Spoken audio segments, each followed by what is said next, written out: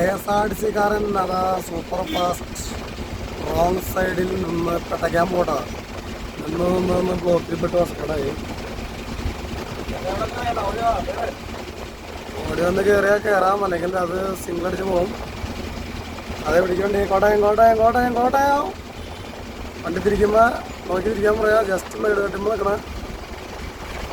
കോട്ടയം പെരുമ്പാവൂർ കോട്ടയം. ഇങ്ങനെ ഒന്നും ബ്ലോക്ക് ഉണ്ടാക്കണേ. ഇവിടെ ഏറ്റവും വലിയൊരു ബ്ലോക്ക് സൃഷ്ടിക്കുന്ന 2 കേസ് അടിച്ച് 90 അടി 90 കിളിക്ക് ഇടത്ത കേസ് അടിച്ച് പുറകിൽ. ഇതൊക്കെ എങ്ങനെ ഓടിച്ചെത്തിക്കാനാണ്?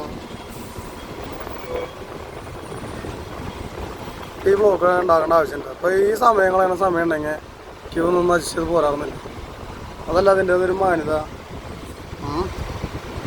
അല്ലയോ സുഹൃത്തുക്കളെ, KSRTC-യിലെ ചങ്ക് സുഹൃത്തുക്കളെ, ഇതൊക്കെ എന്തിനാണ് നിങ്ങൾ ഇങ്ങനെ അഭ്യാസ പ്രകടനം നടത്തിയിട്ട് നിങ്ങൾക്ക് എന്ത് കിട്ടുന്നു? സ്വർണ്ണ ഗോൾഡ് മെഡൽ കിട്ടുന്നു. 90 അടിക്കാനായിട്ട് സ്വർണ്ണ ഗോൾഡ് മെഡൽ കിട്ടുന്നുണ്ടോ?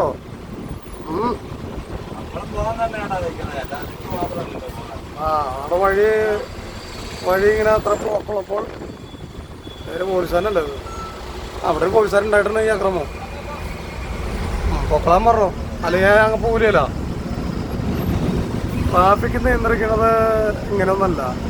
റോങ് സൈഡ് കയറി വരുന്ന വണ്ടികൾക്ക് ചാർജ് ഈടാക്കി അത് അത്രയ്ക്കും ബുദ്ധിമുട്ട് ഉണ്ടാകും. അത്രയ്ക്കും ബുദ്ധിമുട്ട് ആയിട്ട് ചെയ്യുന്ന ആൾക്കാരൊക്കെ അയാൾ കയറിയിട്ട് വീണ്ടും ഇറങ്ങിയില്ല. അയാളെ ഫാസ്റ്റിൽ കയറിയിട്ട് വെറുതെ ഇറങ്ങി അത്ര സമയം ചിരിച്ച് വീണ്ടും. ട്രാഫിക്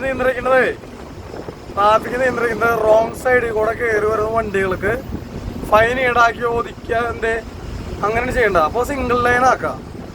അല്ലെങ്കിൽ പിന്നെ റോങ് സൈഡ് കയറി വരുമ്പോൾ എല്ലാ സ്ഥലം ബ്ലോക്ക് ആവും. ഇതിപ്പോൾ 2 ലൈൻ്റെ ആവശ്യമുണ്ടോ? ഈ 2 ലൈൻ ഉള്ളത് കൊണ്ടാണ് മറ്റുള്ള വണ്ടിക്കാർ റോങ് സൈഡ് കയറി വരുന്നത്. ഇവിടെ നിയമമായിട്ട് ചെയ്യാനായിട്ട് ഒരു പോലീസുകാരും ഇല്ല, ആരുമില്ല, RTO ഇല്ല, വെഹിക്കിളും വേണ്ട, ഒരാളും വേണ്ടാത്തുള്ള ഒരു നിയമമാണ്. അല്ലാത്തോടത്ത് കൈയിട്ട് മാന്താൻ തിക്കും തിരക്കും ബഹളം ഉപദ്രവിക്കാനും കുറേ ആൾക്കാരാണ്. ഇപ്പോൾ ബസ്സുകാരെ കുറ്റം പറഞ്ഞിട്ട് കാര്യമൊന്നുമില്ല. ഇപ്പോൾ KSRTC ആയാലും മറ്റുള്ള വണ്ടിക്കാരായാലും കുറ്റം പറഞ്ഞിട്ട് കാര്യമില്ല.